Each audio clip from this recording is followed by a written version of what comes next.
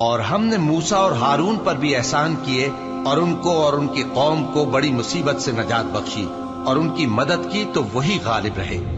اور ہم نے ان دونوں کو کتاب واضح یعنی تورات عنایت کی اور ان کو سیدھا رستہ دکھایا، اور پیچھے آنے والوں میں ان کا ذکر خیر باقی رکھا کہ موسیٰ اور ہارون پر سلام، بے شک ہم نیکوکاروں کو ایسا ہی بدلہ دیا کرتے ہیں۔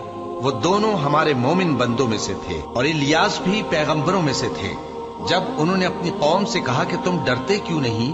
کیا تم بال کو پکارتے اور اسے پوجتے ہو اور سب سے بہتر پیدا کرنے والے کو چھوڑے دیتے ہو، یعنی اللہ کو، جو تمہارا اور تمہارے پہلے باپ دادوں کا پروردگار ہے؟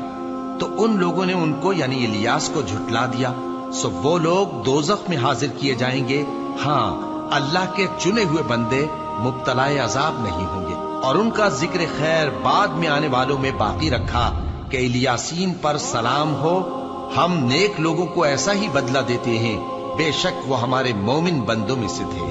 اور لوط بھی پیغمبروں میں سے تھے، جب ہم نے ان کو اور ان کے گھر والوں کو سب کو عذاب سے نجات دی مگر ایک بڑھیا کہ پیچھے رہ جانے والوں میں تھی۔